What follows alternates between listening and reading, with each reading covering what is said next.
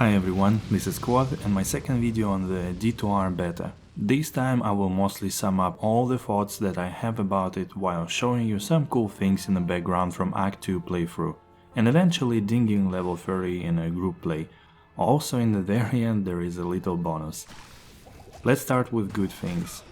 Take into account that it was my first time playing it, I didn't get alpha keys, so all the impressions were fresh.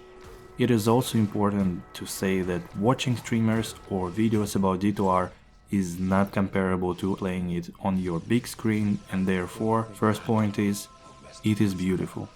The art style and adaptation of a sprite graphic in 3D engine is gorgeous. All the reworked assets look amazing.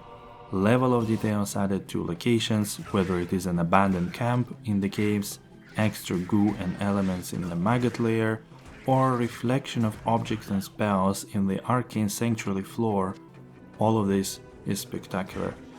Appearance of the items on the character looks great and well done. All the weapons look exactly as they are in your inventory. I only can wonder how unique and set items with special skins will look on you later in the game. I tested Berserker set and it seemed to have custom shapes and colors. All the monsters I have seen got their portion of love too. They are easily recognizable when you are zoomed out and provide great amount of details when zoomed in. Bosses and super uniques looked fantastic so far. Lastly, most skills I have seen look really good. There are a few that can be worked on and still fine-tuned, but in general it is very good now. Can't wait to see final assassin and necromancer visuals. Second point is audio. It is generally well done. Sound of bones or bodies falling, bowstring hits, etc. Everything is on point. I only noticed small glitches in towns, with for example Charcy anvil hits appear too loud and everywhere around the camp, or Drognan's scroll reading doing the same thing. Adding reverb and ambient to sound also feels great. Quality of life additions, here I have a bit of mixed feelings. First of all, the ability to toggle some things like auto gold pickup, screen shake, show loot all the time is good, can satisfy everyone. Hotkeys to transfer things to the stash and cube or drop items are also good. Can be polished a bit more though, and ideally ID with shift click added and a key to see stat ranges and item level. Shared stash itself is great. However, my only question here is, why only one personal tab? In general, share stash helps muling, but again, we will need over 20-30 mules for the season if you want to craft items, collect items, valuable things for trade and so on, especially without stacking gems and runes. Having 2 personal tabs and 2 share tabs will already reduce the number of mules a half. Also, 3 share tabs is good for transferring things, but normally you have 1 set of gears to mule over, unless you want to accumulate all 3 tabs and then mule them to 3 mules? Anyways, let's move on here to the further things that I would like to be introduced. Yes, it is a loot filter. In no matter what way, but it is a must in an action RPG to have distinctive item labels. Having 90% of the screen in white writings is no longer possible. Even if it is a simple built-in solution to choose item categories and then have prefix or suffix or color or notifications or fully customizable solution. Especially I realized it when playing 8 players games. Sometimes I didn't see anything on the screen because of item labels. You will see it closer to the end of the video.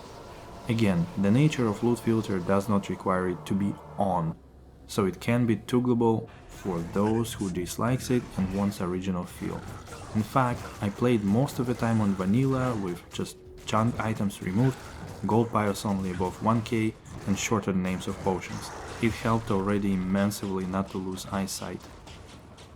And probably the last thing I want to address here. I will not touch modding topic, as we have Legacy D2 for this, at least. But what I want to mention is that after having that great impression of visuals and having blast replaying the game and exploring it anew, I got a lot of bitter feelings that it won't get any further development.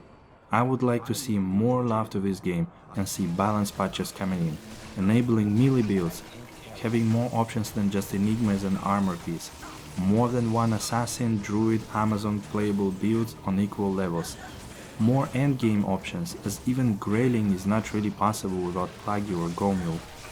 I know it is a lot of work to introduce any of those, but it has been done for Warcraft 3, for example, where new patches with skills, items and units changes were coming in still. And don't get me wrong, I'm not expecting this for launch, but maybe for season 2 or 3 we can get some fresh air of possibilities. Anyways, I'm looking forward to launch date and playing all the classes through hell and enjoying the upgraded look. I hope there is enough time to fix all the bumps and bugs that are there at the moment and have stable servers when the time comes.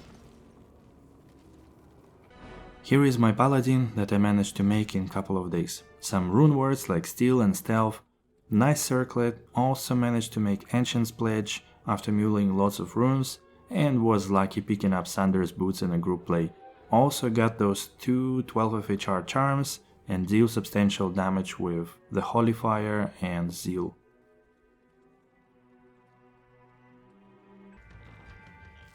As promised, here is a little bonus. I actually found a grail item that I miss in my vanilla LOD. Does it count? Thank you for watching, guys. I am overburdened. I can't carry anymore.